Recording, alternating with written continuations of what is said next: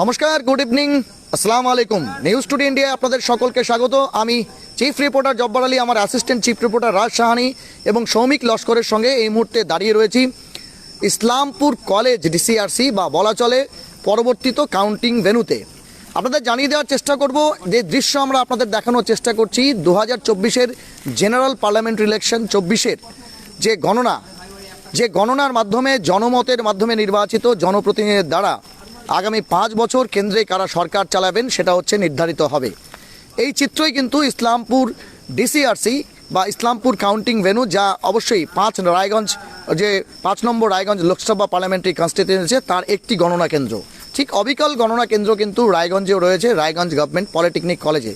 এবং শুধু তাই নয়, পশ্চিমবাংলার বিভিন্ন যে 42টি আসন রয়েছে সেই আসনগুলোর উপর ভিত্তি করে কিন্তু সমস্ত জেলাতে কিন্তু এভাবেই কাউন্টিং ভেন্যু বা ডিসিআরসিগুলোকে প্রস্তুত করা হয়েছে। কারণ ঠিক এই মুহূর্তে ঘড়ির কাঁটায় 11টা এবং বলা চলে রাত্রি 11টার পর 6 ঘন্টা পর 7ম ঘন্টা থেকে অর্থাৎ সকাল 6টা থেকে কিন্তু সমস্ত কাউন্টিং ভেন্যুগুলোতে ইভিএম মেশিনে মানুষ যে ভোটদান করেছে বা জনমত প্রকাশ করেছে তার কিন্তু গণনা শুরু হবে।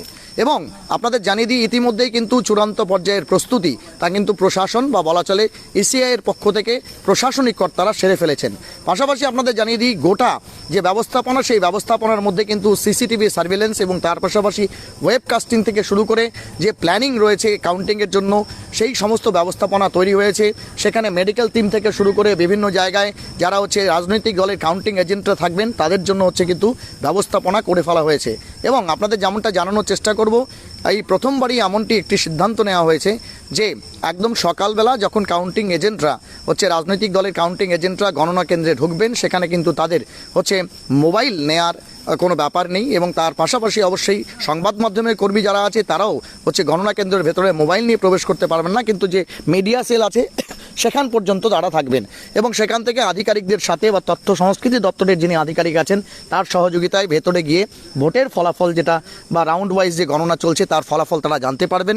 তবে ভেতরে ভিডিও ক্যামেরা নিয়ে সেখানে প্রবেশ করা যাবে, এমনটাই কিন্তু নির্বাচন দপ্তর সূত্রে এবং সেই সঙ্গে অবশ্যই রিটার্নিং অফিসার আছেন যিনি জেলার তার সূত্রে কিন্তু জানা গেছে। এবং আপনাদের জানিয়ে দেওয়ার চেষ্টা করব যে একদম চূড়ান্ত পর্যায়ের প্রস্তুতি কিন্তু শেষ হয়েছে। গোটা বিষয়টা আপনারা দেখতে পাচ্ছেন, অস্থায়ী বাতিস্তম্ভ লাগিয়ে দিয়ে গোটা এলাকাকে আলোকিত করা হয়েছে এবং নিরাপত্তার আঁটসাঁট বেষ্টনী, সেই বেষ্টনী কিন্তু ইতিমধ্যেই দিনের বেলা আমরা যেটা দেখিয়েছি সেটা তৈরি করে ফেলা হয়েছে। একদম আপনারা দেখতে পাচ্ছেন ইসলামপুর কলেজ যে কাউন্টিং সেন্টার, সেই কাউন্টিং সেন্টারের একদম যেটা মেইন রাস্তা রয়েছে অর্থাৎ জাতীয় সড়ক থেকে সোজা এসে কিন্তু কাউন্টিং এজেন্ট থেকে শুরু করে অবশ্যই কাউন্টিংয়ের যারা আধিকারিক আছেন তারা এবং তার পাশাপাশি অবশ্যই মিডিয়া পার্সন থেকে শুরু করে সমস্ত আধিকারিকদের এন্ট্রি পয়েন্ট করা হয়েছে একদম মাঠের যেটা বলবো পশ্চিম দিকে এবং এক্সিট করা হয়েছে একদম।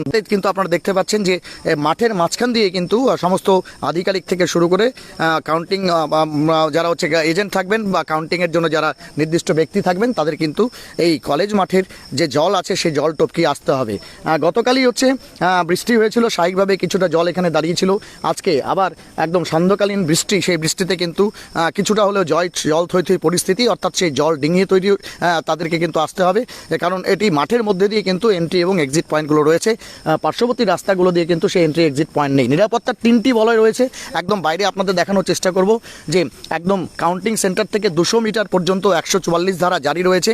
স্বাভাবিকভাবেই সেই জায়গায় কিন্তু সেই জায়গাটিকে বা সেই পরিসরে কিন্তু একদম বলা চলে একদম একটা পরিধি নিয়ে কিন্তু সেখানে ফার্স্ট ব্যারিকেড করা হয়েছে, যেটি ফার্স্ট এন্ট্রি লাইন এবং তারপর সেকেন্ড ব্যারিকেড যেটা তথ্য সংস্কৃতি আধিকারিক সূত্রে আমরা জানতে পেরেছি সেটা কলেজ গেটের দ্বিতীয় আধিকারিক, যেখানে ইতিমধ্যেই রাজ্য পুলিশ থেকে শুরু করে কেন্দ্রীয় বাহিনীর যারা রয়েছেন তারা কিন্তু সেখানে মোতায়েন রয়েছেন।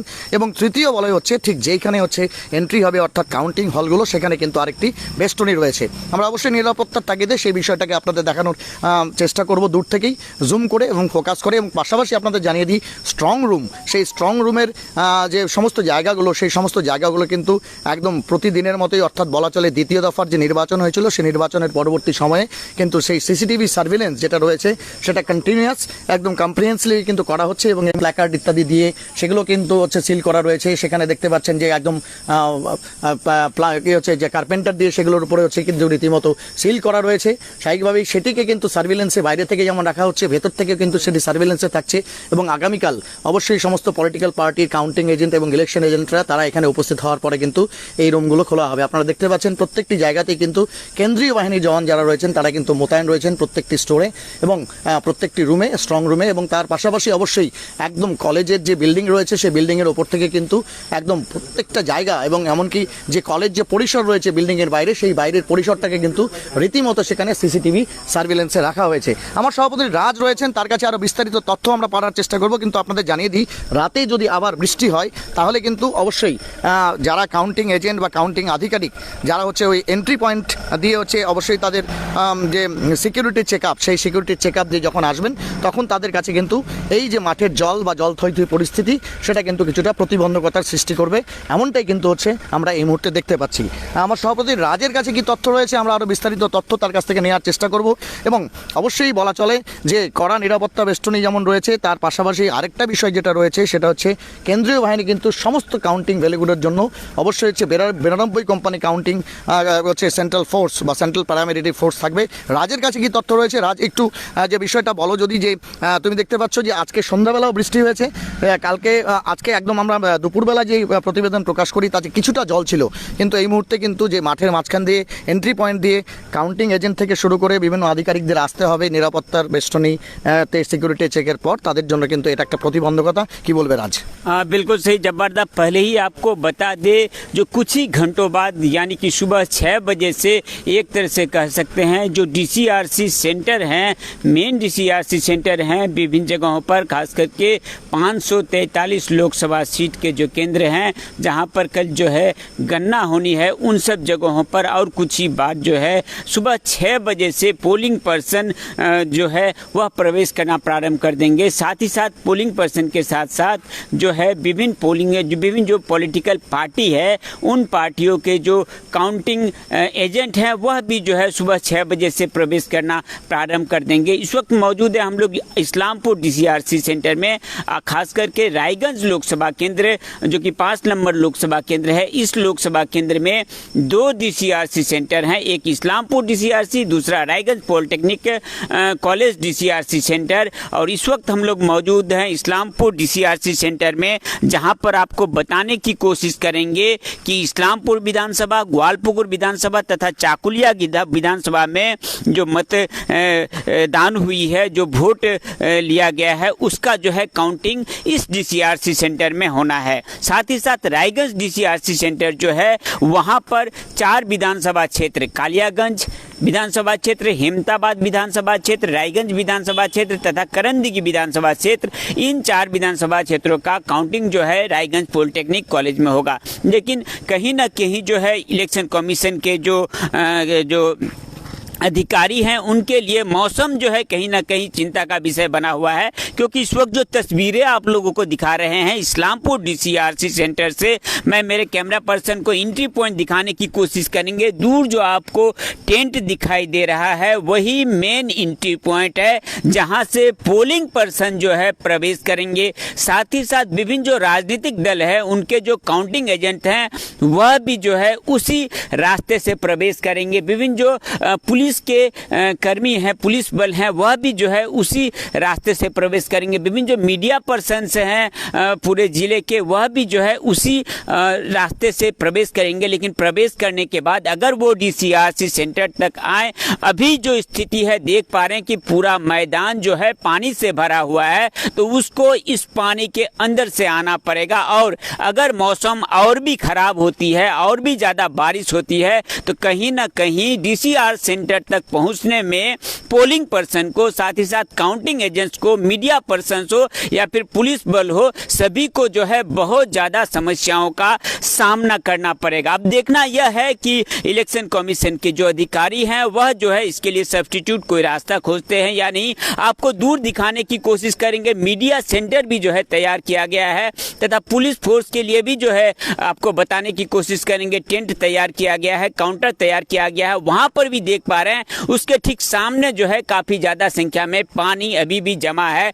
और अगर सुबह में या फिर रात में और ज़्यादा बारिश होती है तो कहीं ना कहीं पुलिस के जो कर्मी हैं उनको भी दिक्कत होगी, मीडिया पर्सन्स को भी दिक्कत होगी। तो कहीं ना कहीं मौसम भी जो है एक चिंता का विषय बनी हुई है। साथ ही साथ आपको बताने की कोशिश करेंगे कि कुल जो है आपको बताने की कोशिश करेंगे इस्लामपुर डीसीआरसी सेंटर तथा रायगंज डीसीआरसी सेंटर दोनों जगहों पर जो काउंटिंग होगी तथा रायगंज डीसीआरसी सेंटर के 4 विधानसभा तथा इस्लामपुर डीसीआरसी सेंटर के 3 विधानसभा की जो कुल काउंट होगा उसी के ऊपर जो है हार जीत का फैसला होगा। इस्लामपुर डीसीआरसी सेंटर में कुल जो है आपको बताने की कोशिश करेंगे 6 काउंटिंग रूम तैयार किए गए हैं। जो अभी तक जानकारी तथा संस्कृति दफ्तर की ओर से हम लोगों को मिली है कि एक एक विधानसभा के लिए 2-2 रूम की व्यवस्था की गई है जहां पर काउंटिंग होना है तथा हर रूम में जो है 10 टेबल यानी कि एक विधानसभा के लिए एक साथ एक राउंड में 20 टेबल में काउंटिंग होगी। अगर एक राउंड की बात ले ले तो कुल तीनों विधानसभा को लेकर 60 जो टेबल हैं उन 60 टेबल में एक साथ एक एक राउंड की काउंटिंग होगी। जबरदस्त से जानने की कोशिश करेंगे इस्लामपुर डीसीआरसी सेंटर में कुल कितने राउंड काउंटिंग होंगी तथा रायगंज जो डीसीआरसी सेंटर है वहां पर कितने राउंड जो है काउंटिंग होगी तथा आपको बताने की कोशिश करेंगे कि अंततः कितने राउंड के बाद 2 এর ক্ষেত্রেও তাই রয়েছে এবং চাকুলিয়ার ক্ষেত্রেও তাই রয়েছে। চাকুলিয়া সেক্ষেত্রে চাকুলিয়া 1-2 করে করা হয়েছে প্রত্যেকটা। কালিয়াগঞ্জ করণদিঘির ক্ষেত্রে করণদিঘি 1 করণদিঘি 2 অর্থাৎ দুটো করে রুম, এটা হচ্ছে রায়গঞ্জ ডিসি এবং হেমতাবাদ 1 হেমতাবাদ 2 কালিয়াগঞ্জ 1 কালিয়াগঞ্জ 2 রায়গঞ্জ 1 রায়গঞ্জ 2 এই তোমার হচ্ছে সবকটা যে বিধানসভা ক্ষেত্র রয়েছে প্রত্যেকটা বিধানসভার জন্য মোট হচ্ছে 2টি করে রুম অ্যালটমেন্ট রয়েছে এবং সেখানে তুমি যেভাবে বললে ঠিক সেইভাবেই কিন্তু 10টা করে টেবিল থাকবে অর্থাৎ 120টা করে টেবিল থাকবে। এবং তুমি বুঝতে পারছো একদম প্রথম দিকেই যেটা কাউন্টিং শুরু হবে সেই সময় কিন্তু প্রত্যেকটা রাউন্ডের শেষে নিশ্চয়ই ইসিআই এর পক্ষ থেকে বা বলা চলে যারা আধিকারিক থাকবেন তারা কিন্তু মাইকে ঘোষণা করবেন এবং তারপর সেটা হচ্ছে ইলেকশন কমিশনের যে ওয়েবসাইট রয়েছে সেই ওয়েবসাইটে কিন্তু আপলোড হবে এবং আপলোড হওয়ার পরে সেটা ফাইনালাইজ হওয়ার পরে কিন্তু সেটা মিডিয়া পার্সনদেরকে জানানো হবে এবং সেটাই হচ্ছে সেখান থেকে কিন্তু ট্রেন্ডটা বা প্রথম রাউন্ডের পর থেকে কিন্তু প্রথম রাউন্ডে কে কতটা পেলেন কোন দল কতটা পেলেন সেটা জানা যাবে এবং সেখান থেকে ডিফারেন্সিয়েশনটা কিন্তু একদম প্রথম রাউন্ড থেকে শুরু হয়ে যাবে। তো একদম তুমি বলা চলে যে এভাবে যখন আমরা মোটামুটি যা দেখি সাধারণত বিগত দিনের অভিজ্ঞতা থেকে যে 9টা বা 10টা রাউন্ড হয়ে যাওয়ার পর বা হচ্ছে 10th রাউন্ডের শেষে মোটামুটি একটা ধারণা করা যেতে পারে যে ট্রেন্ডিংয়ে কোন দলের প্রার্থী রয়েছে। সেখান থেকে কিন্তু মোটামুটি হার জিতের একটা ধারণা মানুষের মধ্যে তৈরি হয়ে যায় এবং ডিফারেন্সটাও একটা বড় ফ্যাক্টর। সেখানে ভোট পার্সেন্টেজ এবং সেই সঙ্গে কোন ক্যান্ডিডেটের মধ্যে কতটা ডিফারেন্স রয়েছে সেটার উপরে বেস করে কিন্তু একটা অনুমান মানুষের মধ্যে তৈরি হয়ে যায়। যদিও একদম বলা চলে যে এটা লোকসভা ভোট রয়েছে, প্রচুর পরিমাণে ভোটের ব্যাপার রয়েছে কারণ কাস্টিং ভোট যেটা হচ্ছে সেটা প্রচুর পরিমাণ। তো স্বাভাবিকভাবে অবশ্যই মনে রাখো 16 লক্ষ 17 লক্ষ ভোট একদম সেটা হচ্ছে তোমার একসঙ্গে এসে অ্যাসিমিলেট করা এবং সেই সঙ্গে কম্পাইলেশন করার পরে কিন্তু ফাইনাল ফিগারটা উঠে আসবে। তবে একদম তুমি যেটা বললে যে ইসলামপুর, তারপর হচ্ছে আমরা যদি দেখি গোয়ালপুকুর এবং তারপর অবশ্যই তোমার হচ্ছে চাকুলিয়া, এই যে 3টি সেগমেন্ট অর্থাৎ ইসলামপুর সাব ডিভিশনের এই 3টি বিধানসভা ক্ষেত্র বা ব্লকের ক্ষেত্রে কোন প্রার্থী কতটা ভোটে এগিয়ে রয়েছে সেখান থেকে একটা পূর্বাভাস যেমন পাওয়া যাবে। পাশাপাশি রায়গঞ্জের ক্ষেত্রে তুমি যেমনটা বললে যে সেক্ষেত্রে হচ্ছে রায়গঞ্জ, কালিয়াগঞ্জ, করণদিঘি এবং তার পাশাপাশি হেমতাবাদ, ওই 4টি। তো ব্যাপার হচ্ছে এখানে 3টি রয়েছে আর সেখানে 4টি বিধানসভা রয়েছে। তো স্বাভাবিকভাবে সেখানে তোমার হচ্ছে ভোটের যে পার্সেন্টেজটা বা ভোটের হচ্ছে পরিমাণটা সেখানে অনেক বেশি। তো সেটাও একটা বড় ফ্যাক্টর। ফলে নিশ্চিত রূপে এই কাউন্ট এখানে কে কতটা লিড পেলেন বা কে কতটা এলেন তারপরে নিশ্চিত করে কিন্তু একেবারে একটা সিদ্ধান্তে উপনীত হওয়াটা একরকমভাবে সম্ভব হবে না। কম্পাইলেশনের পরে একদম পুরো ডেটা কম্পাইলেশনের পরে সেটা ফাইনালাইজ হওয়ার পরে কিন্তু নিশ্চিত রূপে বলা যাবে যে কোন প্রার্থী এখানে বিজয়ী হতে চলেছেন বা কতটা ভোটের ডিফারেন্স। তবে পরস্পর যেমনটা জানো যে বিভিন্ন হাউসের যে ব্যুরো থাকে সেই ব্যুরো থেকে কিন্তু তথ্যগুলো পাওয়া যায়, আদান প্রদান হয় যে বিগত আমরা পঞ্চায়েত নির্বাচন এবং লোকসভা বিধানসভা নির্বাচনে আমরা সেই কম্পাইলেশনগুলো করে মোটামুটি একটা জায়গাকে একটা ধারণা কিন্তু দিতে পারি। এবং আগামীকাল আমাদের নিউজ স্টুডিওর টিম তুমি সহ আমাদের এন্টায়ার টিম কিন্তু আমরা প্রস্তুত থাকবো কারণ জনগণের প্রত্যাশা কিন্তু নিউজ স্টুডিওর উপরে অনেক বেশি যে বেশি লাইভ ব্রডকাস্ট আমরা করার চেষ্টা করি এবং জনগণকে দেন অ্যান্ড দেওয়ার হচ্ছে আপ টু ডেটটা দেওয়ার চেষ্টা করি। কিন্তু সেই সময় প্রচুর মানুষ কিন্তু আমাদেরকে ফোন করে জানতে চান যে খবরটা কী রয়েছে কী ব্যাপার। আমরা অবশ্যই আপনাদের কাছে করজোর অনুরোধ রাখবো যে সেই সেই সময় একটা ভাইটাল বা ক্রুশিয়াল আপডেট দেওয়ার সময় আমরা যখন প্রস্তুত হই তখন মানসিকভাবে আমরা যথেষ্ট বিব্রত থাকি। সেই কারণে অনুগ্রহ করে কেউ ফোন করবেন না। কারো কোনো কিছু জানার থাকলে অবশ্যই আমাদের যে ডেডিকেটেড হোয়াটসঅ্যাপ নম্বরগুলো আছে সেখানে আপনারা টেক্সট করতে পারেন। আমরা তথ্য দেওয়ার বা পেলে সেটা শেয়ার করার চেষ্টা করব, তাতে আপনারা আপডেটেড হবেন। কিন্তু ওই মুহূর্তে ফোন করলে পরে আমরা অন্ততপক্ষে যে একটা হিসাব কিতাবের ব্যাপার থাকে, হিসেব নিকেশের ব্যাপার থাকে, সেটা থেকে অনেকটা ডেভিয়েটেড হয়ে যায়। তো এটা একটা বড় প্রবলেম। তো আজ মোটামুটি সেটাই হচ্ছে ব্যাপার। এখানে মোটামুটি 10 রাউন্ড 11 রাউন্ডের শেষে আমরা কিন্তু একটা জায়গা, একটা ইনফারেন্সে আসতে পারবো। আর রায়গঞ্জের ক্ষেত্রেও তাই, যে 10 বা 11 রাউন্ডের ক্ষেত্রে কে কতটা ট্রেন্ডিংয়ে আছে, কতটা এগিয়ে আছে, সেটা যেমন জানার চেষ্টা করব। গোটা দেশ জুড়ে কিন্তু তোমার 542টি বা 43টি আসন যেখানে ভোট হয়েছে, সেইগুলো সমস্ত কিছু তথ্য কিন্তু অবশ্যই সমস্ত সংবাদ মাধ্যমের কাছে থাকবে। মিডিয়া সেলে সেখানে লাগাতার প্রশাসনের পক্ষ থেকে বিষয় জানতে চাইবো, কোন দিক থেকে কাউন্টিং শুরু হবে, ব্লক স্তর থেকে হবে না পৌরসভা স্তর থেকে, এই বিষয়ে কোনো তথ্য রয়েছে কিংবা আগামীকাল কি সেই বিষয়টা জানা যাবে? সেটা অবশ্যই এখন এই মুহূর্তে বলা সম্ভব নয়, কারণ এই বিষয়ে পর্যাপ্ত তথ্য আমাদের কাছে নেই। ফলে মানুষের কাছে আমরা বিভ্রান্তিমূলক কোনো তথ্য দিতে চাই না। আগামীকাল সকালবেলা আমরা সেই সব তথ্যগুলো অবশ্যই পেয়ে যাব, এবং সকাল 6টা থেকে আমরা চেষ্টা করব, যদি প্রতিকূল পরিবেশ না থাকে, আবহাওয়া যদি প্রতিকূল না হয়, ঝড় বৃষ্টি ঝঞ্ঝা না হয়, তাহলে সকাল থেকে সেই আপডেটগুলো আমরা দেওয়ার চেষ্টা করব। এবং সেক্ষেত্রে বিভিন্ন রাজনৈতিক দলের যারা ভোট কাউন্টিং এজেন্ট থাকবে তারা, এবং তার পাশাপাশি আধিকারিকরা কারা থাকে, নিরাপত্তার কী ব্যবস্থা, সকালে সেটা সাজো রব কতটা সেটা দেখা। পাশাপাশি বিভিন্ন রাজনৈতিক দলের সমর্থকরা, তাদের জন্য আলাদা টেন্ট করা হয়েছে, তারা সেখানে থাকবেন। তাদের মধ্যে কতটা উৎসাহ উদ্দীপনা, ঠিক লোকসভা ভোটটাকে যেমন একটা গণতন্ত্রের বড় উৎসব বলে মনে করি, কাউন্টিংটাও কিন্তু সব থেকে বড় ফ্যাক্টর সেখানে, কারণ কালকে কিন্তু পরিণাম জানা যাবে। রাজ, কি বলবে তুমি? हाँ, बिल्कुल सही। आप सभी दर्शक को अनुरोध करना चाहेंगे कि खास करके रायगंज लोकसभा केंद्र की तथा नॉर्थ बंगाल की विभिन्न जो सीटें हैं, इन सब सीटों की रिजल्ट जानने के लिए सबसे पहले और सबसे तेज आप लोगों को जुड़े रहना होगा न्यूज़ टुडे इंडिया के साथ। साथ ही साथ पश्चिम बंगाल की कुल 42 सीट तथा पूरे भारतवर्ष की 543 सीटों की रिजल्ट को लेकर हर अपडेट जानने के लिए आप लोगों को जुड़े रहना पड़ेगा न्यूज़ टुडे इंडिया के साथ। सुबह জানানোর কথা বলবো, সেটা অবশ্যই তুমি জানিয়ে দেবে। সেটা হচ্ছে যে চোপড়ার ক্ষেত্রে যেটা বিষয় রয়েছে, যে চোপড়ার ক্ষেত্রে কিন্তু আমরা যেমনটা জানি যে দার্জিলিং কনস্টিটিউয়েন্সি, সেই কনস্টিটিউয়েন্সির কিন্তু বলা চলে দুটি অঞ্চল, সেই অঞ্চলের ভোট কিন্তু অবশ্যই ইসলামপুর ব্লকের মধ্যে পড়লেও সেটি চোপড়াতে বিধানসভাতে পড়ে এবং দার্জিলিং লোকসভা কেন্দ্রে পড়ে। কিন্তু আপনাদের জানিয়ে দিই, সেইগুলোর একদম বলা চলে ভোট গ্রহণ পরবর্তী সময়ে সেগুলো কিন্তু শিফটিং হয়েছে দার্জিলিং লোকসভা কনস্টিটিউয়েন্সির জন্য। উত্তরবঙ্গ বিশ্ববিদ্যালয় বা যে সমস্ত কাউন্টিং ভ্যালুগুলো রয়েছে সেখান থেকে কিন্তু সেই সমস্ত ফলাফলগুলো পাওয়া যাবে। আমরা অবশ্যই প্রত্যেকটি ফলাফলকে নিখুঁতভাবে পরীক্ষা নিরীক্ষা করার পর অবশ্যই আপনাদের কাছে যথার্থভাবে এবং অথেন্টিসিটি সহকারে আপনাদের সঙ্গে তুলে ধরার চেষ্টা করব। কিন্তু আপনাদের আরেকবার দেখানোর চেষ্টা করব যে এই মুহূর্তে প্রতিকূল পরিবেশ নেই, কারণ এখনও পর্যন্ত প্রকৃতি কিন্তু সাথে রয়েছে। কিন্তু আগামীকাল বা রাত্রে যদি ঝড় বৃষ্টি হয়, তাহলে সেক্ষেত্রে কিন্তু অবশ্যই এটি প্রশাসন থেকে শুরু করে অবশ্যই ইলেকশন কমিশনের যারা কর্মী আছেন তাদের কাছে একটা চ্যালেঞ্জিং বিষয় হবে।